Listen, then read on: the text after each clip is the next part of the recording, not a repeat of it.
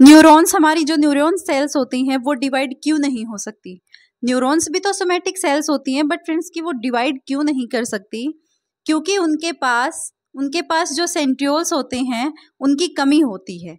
Somatic cells तो होती हैं, तो वो भी तो किसी डिवीजन में हिस्सा ले सकती हैं, किसी डिवीजन में किसी का डिवीजन कराने में हेल्प कर सकती हैं, बट उनके पास सेंट्रियोल्स नहीं होते, और सेंट्रियोल्स प्रेजेंट होते सेंट्रोजोम्स में, सेंट्रोजोम्स भी नहीं होते। अगर सेंट्रोजोम्स नहीं है तो सेंट्रियोल्स भी नहीं होंगे। पर जो न्यूरॉन्स होती हैं उनके पास होता है न्यूक्लियस।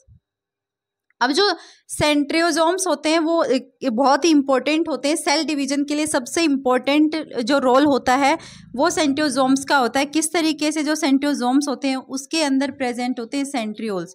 सेंट्रियोल्स होते हैं 2 इन नंबर्स, इस तरीके से और इस तरीके से 2 नंबर में प्रेजेंट होंगे।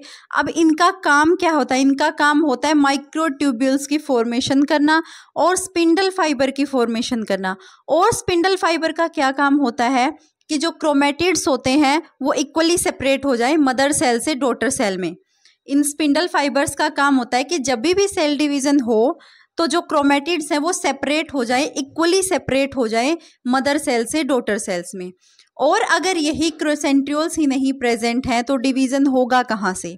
इसी वजह से जो हमारी न्यूरॉन्स होती हैं वो डिवाइड नहीं कर सकती, सोमैटिक सेल्स होते हुए भी डिवाइड नहीं कर सकती। बाकी जो सोमैटिक सेल्स होती हैं वो डिवीज़न में टेक पार्ट कर सकती हैं, बट जो हमारी न्यूरॉन सेल्स होती है वो नहीं कर सकती due to lack of centrioles and सेंट्रियोजोम्स।